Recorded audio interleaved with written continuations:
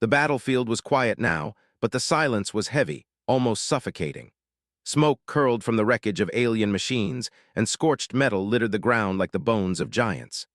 The air carried a strange, metallic tang, mixed with the faint hum of surviving power cores that had not yet died. Among the ruined vehicles and shattered armor, a single figure moved steadily, walking past the alien soldiers who were too weary to notice him. The man was human tall, with hands that had clearly seen both labor and violence. His uniform was scratched and patched, his boots caked in dust and ash. He moved with a calm confidence that seemed unnatural to the alien eyes following him. The humans had been barely tolerated here, fighting as auxiliaries and engineers for a coalition that had once doubted their worth. But that doubt had been fading, replaced by wary curiosity and, for some, outright fear. At the center of the alien encampment stood the Queen. She was tall, her skin a shimmering shade of deep violet, and her eyes were as sharp as the blades that adorned her palace. Every inch of her bore authority, from the high crest of her head to the armored plates that ran down her spine. She stepped carefully over a patch of scorched ground and stopped abruptly, her gaze catching on something unusual. Her heart, or whatever organ served the purpose in her species, skipped a beat. The armor piece lying before her was hers, or at least it had been before the battle. It was scarred, dented, even shattered in places, yet here it was, fully repaired, seamless, and stronger than before. Her instincts screamed at her that this was impossible. No alien hands had touched it since the battle, and no one else on her side had the skill to repair such advanced technology. Her soldiers waited tense, knowing she had seen something that defied explanation. "Who repaired this armor?" she demanded, her voice low, almost shaking with disbelief. The sound carried authority, but it was edged with something new, uncertainty. The aliens around her shifted uncomfortably, exchanging glances. None dared answer. The Queen's eyes scanned the assembly, finally resting on the human standing quietly at the edge of the crowd. He stepped forward slowly, deliberately, as if walking into a predator's gaze, yet his posture betrayed no fear. "I did," he said simply. His voice was calm, even polite, but it carried a weight that caused several aliens to step back. The Queen froze. Every instinct screamed that this was impossible. Humans were fragile. They were unpredictable. They were, in the estimation of her kind, unworthy of touching anything as sacred as alien armor. And yet here stood a human who claimed to have done what no alien could. "You," she began, her words caught between disbelief and outrage. "You repaired this alone." "It was damaged badly, but I studied the material, understood the mechanisms, and reinforced the weak points. It should withstand another battle if necessary." She studied every detail, the careful way he had cleaned and aligned the plates, the precision in the joint connectors, the subtle reinforcements that no alien engineer would have dared attempt. Everything about it spoke of skill, ingenuity, and a fearless confidence that humans were rarely known for. "How did you learn such things?" she asked finally. Her tone was softer now, curious rather than accusatory. He shrugged lightly, a gesture that seemed casual but held confidence. "Observation, experimentation, and persistence. I like understanding how things work. Sometimes you have to fix them the way they're meant to work, not just how they are made." There was no arrogance here, only competence. She had underestimated this species, assuming them weak and limited. And yet here they stood, demonstrating a mastery she had not expected. "Show me," she commanded, her voice regaining some authority. He moved closer to the armor, kneeling with care, and explained what he had done. His words were simple, logical, precise. He pointed to the reinforced joints, the realignment of energy conduits, the tiny modifications that strengthened the plates without altering their original function. The Queen's eyes followed his hands, her sharp mind processing the details faster than her heart wanted to admit. "You understand our technology better than some of my own engineers," she said finally, her voice almost a whisper. It was not a compliment delivered lightly. Alien pride did not allow for soft words, yet she said it because it was true. He smiled faintly, a gesture human enough to be unsettling to her species. "I've studied a lot. I like to learn." Many of them had dedicated their lives to mastering alien engineering, yet here was a human who had done the impossible with minimal tools and under dangerous conditions. They shifted, whispering among themselves, some of them angry, others impressed, but none daring to speak aloud. The Queen stood, the armor held carefully in her hands, studying the subtle improvements. "You risked your life to repair this," she said slowly. "Do you understand what that means?" He was human, yes, but there was something about his presence that felt different, brave, clever, unyielding, the kind of qualities her kind had underestimated in humans for centuries. "You are different from what I expected," she said finally. Her tone was not accusatory, it was reflective. "Most humans are reckless, most fail under pressure. You are neither. I try to learn from every mistake. I try to adapt." The surrounding aliens muttered among themselves. Some were doubtful, some suspicious, but others couldn't hide their amazement. A human, they realized, had performed a task that many of their kind would have failed at. That alone was enough to unsettle centuries of assumptions about human weakness. Over the next few hours, he moved among the battlefield ruins, checking damaged vehicles and minor systems. Each time he worked methodically, carefully analyzing damage and creating temporary fixes. His presence inspired both humans and aliens alike. Human soldiers, who had always been considered fragile support units, watched him with a newfound respect, realizing that if one of them could accomplish such feats, perhaps they were not as limited as previously thought. The Queen observed from a distance, her violet eyes following his every move. There was a mixture of pride and discomfort in her gaze. She had been trained to believe humans were unpredictable and fragile, and yet here was one standing boldly, repairing alien machines, understanding alien engineering, and doing it all with a calm confidence she could not ignore. As the day wore on, the human continued his work. He did not seek recognition, did not boast of his accomplishments, and spoke only when necessary. Yet every action reinforced a simple truth. Humans could endure, adapt, and create solutions when others saw only failure. By nightfall, the battlefield had quieted further. Fires smoldered in the distance, and the alien troops had retreated to safer positions. The Queen walked among her advisors, silent, considering the human who had upended all her assumptions. "He repaired the armor alone," one of her lieutenants whispered, still in disbelief. "Yes," she replied softly, "and there is more to him than what we see. This is only the beginning." He was aware of the Queen's attention but did not seek it. He knew his skill would speak louder than words ever could. And as the stars began to shimmer overhead, the human smiled faintly. Humanity had been underestimated again and again. Yet time and again, humans proved their resilience, ingenuity, and courage. Here in the heart of alien lands, he had done it again, without ceremony, without fanfare, only through quiet determination and skill. The Queen, somewhere beyond the line of sight, considered what she had witnessed. A human, she realized, could be more than a mere auxiliary or soldier. Perhaps, she thought, the future of her people might be tied to these unpredictable, brilliant creatures who had just shown her that strength could come in forms she had never imagined. Night deepened. The battlefield lay quiet, but the air carried a sense of anticipation. The human would rise again with the sun, continue his work, and perhaps, unknowingly, change the perceptions of an entire species. The Queen had not yet spoken to him again, but she would. Soon. And when she did, the ripple of this single human's actions would be felt across the alien hierarchy, a reminder that humans could not be dismissed so easily. The next morning, the alien camp was alive with movement. Troops repaired vehicles, engineers adjusted weapon systems, and scouts reported distant signs of enemy activity. Yet amidst all the activity, all eyes often flicked toward the human who had repaired the Queen's armor. He moved with quiet purpose, checking on the minor systems, observing soldiers, and occasionally jotting notes on a small digital pad he carried. The Queen's advisors whispered among themselves, still unsure what to make of this human. He had done what no alien could, and yet he was calm, unassuming, and seemingly unaware of the stir he caused. The Queen, seated upon a high platform overlooking the camp, observed him with her sharp violet eyes. She was calculating, weighing his abilities against the pride of her species and the potential threat his intelligence posed. Finally, she summoned him. He approached steadily, his steps measured, his gaze straight ahead. The Queen's voice, calm yet firm, cut through the morning air. "You have repaired my armor and your methods have impressed me," she said. "But skill alone is not enough to prove your worth among my people. You will undergo trials. You must show that your mind and courage are equal to your hands." "I understand, Your Majesty. I accept your challenge." The task was simple in description, but deadly in execution. Repair the drone under strict time constraints with only limited tools and have it operate at full capacity.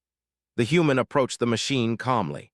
He opened its panels, studied the circuits, and ran his hands over the intricate alien components. He did not panic. He did not curse the complexity of the design. Instead, he worked logically, testing each module, diagnosing faults, and improvising where necessary. Hours passed.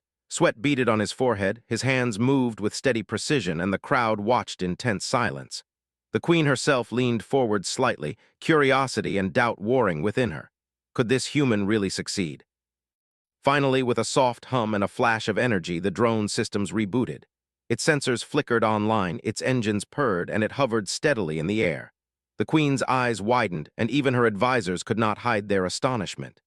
"You have succeeded," she said, her voice a mixture of surprise and grudging respect. "Few of my engineers could have done this in such a short time. But the next trial will test not only your skill, but your ability to think under pressure." His task was to devise a defense strategy that would save as many lives as possible, using limited resources and improvising where necessary. The human studied the display, his brow furrowed in concentration. He considered the enemy's patterns, the terrain, and the resources at his disposal. Unlike the aliens, who often relied on brute strength and rigid tactics, he thought in terms of adaptability and unpredictability. He suggested using smaller, faster units to outmaneuver the enemy, setting traps, and leveraging the environment to create choke points. The queen and her council listened, skeptical at first. Some of the ideas seemed reckless, almost foolish. But as he continued, explaining each step with clarity and logic, the strategy began to make sense. By the time he finished, even the queen had to admit that his approach could indeed save thousands of lives. "You are not only skilled with your hands," she said. "You understand war itself. Few of my generals could think this way. I have seen battles from both sides, Your Majesty. Sometimes the best solution is not the strongest force, but the cleverest one." Alien engineers had failed repeatedly, some injured, some permanently scarred. It was a task that required nerves of steel and precision beyond ordinary capability. The human approached slowly, studying the core, feeling the heat, and listening to the faint vibrations of the unstable energy. He took a deep breath, steadying himself, and began the delicate process. His hands moved carefully, adjusting conduits, reinforcing containment fields, and slowly restoring balance to the core. The aliens watched in awe as the energy began to stabilize under his touch. Minutes stretched into an eternity, but he did not waver. Finally, the core settled, its glow even and stable. The room exhaled collectively, tension breaking into amazed whispers. Even the queen allowed a small nod of approval. "You have passed all trials," she said, her voice steady now. "You have shown skill, intelligence, and courage beyond what I expected of your species. You are remarkable." She realized that her assumptions about humans were flawed. They were not fragile, not limited, not weak. They were adaptable, resourceful, and capable of extraordinary ingenuity when pushed. This human had proven it beyond doubt. As days passed, the human continued to work among the alien engineers and soldiers. He repaired systems, devised strategies, and trained small squads of aliens in improvisation and adaptive thinking. His methods were simple but effective, relying on observation, creativity, and quick thinking. Slowly, the perception of humans within the alien camp began to change. Soldiers who had once dismissed them as weak or chaotic began to respect their resourcefulness. Engineers who had doubted human skill began to learn from his methods. Even the queen observed quietly, her respect growing with each passing day. She saw not just a skilled individual, but a symbol of what humans could achieve. He was calm in danger, clever under pressure, and completely fearless in situations where alien soldiers would hesitate. One evening, as the twin suns set over the horizon, casting the battlefield in a warm glow, the queen approached him. "You have changed many minds here," she said quietly. "But there are still those who will not accept your presence, who will see your success as a threat rather than a gift. If they watch and learn, they will see what I can do. And many are surprised when we succeed." He worked tirelessly not for praise, but because he understood the value of preparation, of readiness, and of ingenuity in a world where strength alone was never enough. Word of his accomplishments spread through the camp. Humans were no longer seen as mere auxiliaries. They were valued contributors, capable of feats that rivaled and sometimes exceeded those of seasoned aliens. The queen watched this transformation with growing pride and subtle concern. Pride, because she recognized talent and courage where others had ignored it. Concern, because she knew that human ingenuity, once fully realized, could shift the balance of power in ways her people were unprepared for. One morning, the queen called him forward again. She led him to a complex alien war machine, its systems partially damaged and still untested. "This is your final trial," she said. "Repair it and prepare it for deployment. The lives of many will depend on it." He methodically examined the machine, identifying weaknesses and improvising solutions where necessary. Time and again, he applied logic and creativity, stabilizing circuits, reinforcing armor, and calibrating weapon systems. The aliens who watched could hardly believe how quickly and efficiently he worked, often pausing to study his methods, learning from each movement. As he completed the task, the machine powered up, its systems fully operational.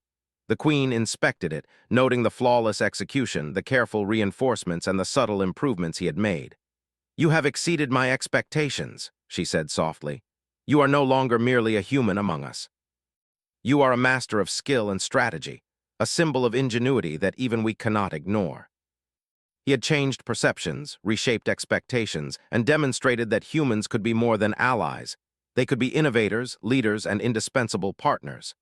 The sun dipped below the horizon, casting long shadows across the camp. The human stood quietly, observing the activity, his presence a steady reminder of human ingenuity and courage. The Queen, watching him from a distance, understood that the trials were only the beginning.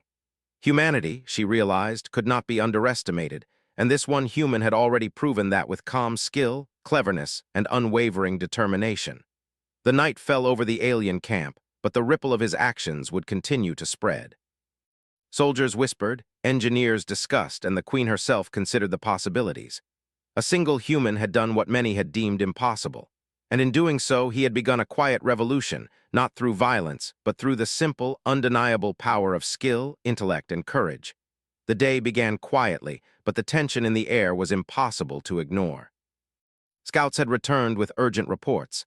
An enemy fleet was approaching, larger and more technologically advanced than any the Queen's forces had faced before. Alien commanders shouted orders, soldiers prepared weapons, and engineers worked frantically to repair damaged ships and machinery. Yet amidst all the chaos, the human moved calmly, assessing the situation, analyzing possibilities, and formulating a plan that few could comprehend at first glance. The Queen observed him from her command platform, her violet eyes sharp and thoughtful. She had come to trust his judgment, yet the stakes were higher than ever. If the human's strategy failed, countless lives would be lost and her authority could be challenged. Despite the fear gnawing at her instincts, she could not ignore the confidence radiating from him. "You will lead the defense," she commanded, her voice steady but heavy with responsibility. "I entrust this battle to you." "That is all I can promise." The enemy fleet was vast, with sleek ships bristling with weapons and advanced shielding. The Queen's forces were fewer, their resources stretched thin from the previous battles. Conventional strategies would fail. He needed to think differently, adaptively, unpredictably, and with ingenuity that no alien general would consider. He gathered a small group of trusted alien officers and began explaining his plan. "We cannot win by strength alone," he said simply. "We will use speed, surprise, and the terrain to our advantage. Smaller units will harass their flanks, drawing them into traps. We will use our damaged ships as bait, leading them into zones where our defenses are strongest. Every move must be coordinated but flexible. Adaptability will be our greatest weapon." The Queen watched silently, a mixture of pride and apprehension in her gaze. She knew the human's plan relied on perfect execution and trust from her troops, both human and alien. She also knew that the unconventional approach might scandalize her advisors if it failed. As the enemy fleet entered the system, the battle began. Explosions erupted across space, bright flashes illuminating the dark void. Ships maneuvered rapidly, engaging in combat that was chaotic and deadly.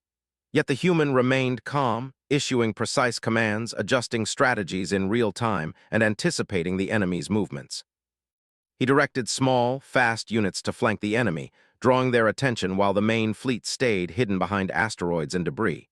Traps were sprung with perfect timing, energy nets, magnetic pulses, and improvised explosives. The enemy, expecting straightforward engagement, found themselves caught in complex maneuvers they had not anticipated. Alien soldiers marveled at his ingenuity. Where they would have charged recklessly, he redirected, repositioned, and adapted.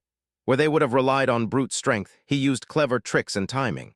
Slowly, the tide of battle began to shift, not through sheer power but through cunning and strategy. Hours passed. The enemy fleet, frustrated and confused, attempted to regroup. Yet every attempt met unexpected resistance, every maneuver anticipated. The human anticipated patterns, predicted reactions, and adjusted tactics dynamically. Even the Queen's most seasoned generals could not keep pace with the speed and clarity of his decisions. At one point, an enemy warship broke through the front lines, aiming directly for the Queen's command platform. Alarms blared and soldiers panicked. Without hesitation, the human identified a nearby asteroid field and ordered smaller units to lure the ship into it. The enemy vessel, focused solely on its target, followed the bait and was shredded as it collided with the asteroids. The Queen allowed herself a brief, relieved breath. She had begun to trust him fully, yet the sight of his calm presence under such danger was still remarkable. He moved from one section of the battlefield to another, coordinating repairs, issuing commands, and ensuring that morale remained high.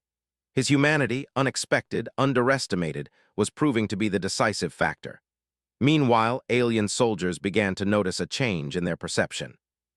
Humans were no longer fragile or unreliable. They were leaders, innovators, and problem solvers. The human's calm demeanor under fire, his ability to adapt, and his clarity of thought inspired not only confidence but admiration. Soldiers who had doubted humans now followed his commands without question, willing to trust their lives to his judgment.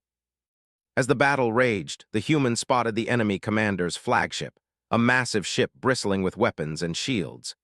It was the nerve center of the invading fleet, and he realized that if they could neutralize it, the rest of the enemy would falter. He devised a plan involving diversion, stealth maneuvers, and the precise coordination of multiple units. The Queen's eyes widened as she watched him outline the strategy to her officers. It was daring, risky, and unconventional, but it was brilliant. She could see the enemy struggling to anticipate his moves, their confidence shaken by the unexpected tactics. The assault on the flagship began. Small ships darted in and out, drawing fire while others approached unseen. Explosions rocked the area as shields were weakened and systems disabled. The human's orders were clear, precise, and adaptive. Every step of the plan relied on his ability to observe and adjust, and he did so flawlessly. Finally, the flagship's core was exposed. The human ordered a final strike, a coordinated attack that hit precisely where he had calculated. The massive ship shuddered, its shields collapsing, and then it exploded in a brilliant burst of light. The enemy fleet, now leaderless and demoralized, began to retreat. The battlefield fell silent as the last enemy vessels fled. Smoke and fire lingered in the void, but the Queen's forces had survived. They had not only survived, they had triumphed against a superior enemy through ingenuity, adaptability, and courage. The Queen descended to the field, her presence commanding attention. She approached the human, her violet eyes bright with emotion, relief, pride, and all mixed together. "You have done what none of my species could accomplish," she said softly. "You have saved countless lives and demonstrated that humans are not to be underestimated. Your courage, skill, and intellect have turned the tide of battle. I am honored to witness it. I could not stand by while danger threatened those under your protection." Even seasoned generals who had been skeptical found themselves reconsidering their assumptions. The Queen studied him for a long moment. She realized that humans were not merely allies. They were innovators, leaders, and a force that could change the course of history. One human had shown what her species had overlooked for centuries: courage under pressure, creativity in strategy, and the ability to inspire others through action rather than fear or domination. As the sun began to set, casting long shadows across the battlefield, the Queen spoke again. "You have earned a place among us, not as a mere human, but as a master of skill and strategy. You have shown that even the smallest species can achieve greatness when ingenuity and courage are applied. The galaxy will remember this day, and humanity will no longer be underestimated." Alien troops repaired damaged ships, rebuilt bases, and honored the efforts of those who had fought bravely. Yet amidst the celebrations, it was clear that one human had changed everything. Soldiers who had once doubted humanity now sought to learn from him. Engineers who had dismissed humans as weak now implemented his methods. And the Queen herself, who had once frozen in disbelief at a repaired piece of armor, now recognized the full potential of a species she had underestimated. In quiet moments, the human walked among the troops, observing, advising, and occasionally demonstrating techniques that combined human creativity with alien technology. His presence was calming yet inspiring, a reminder that intellect and courage could triumph over sheer power.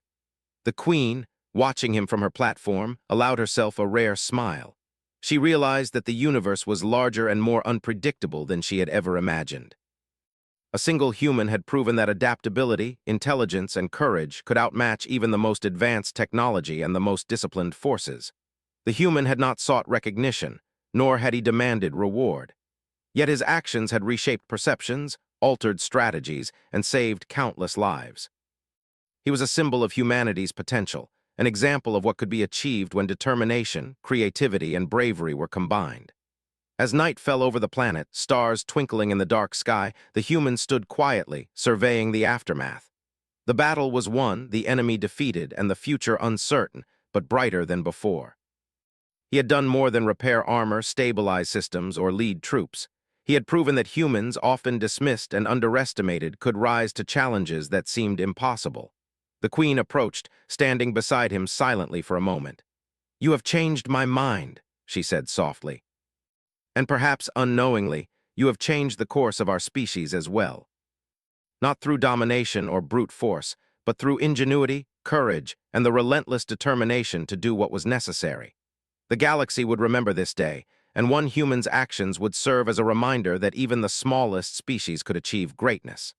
The battlefield was quiet now, yet the impact of his deeds resonated far beyond.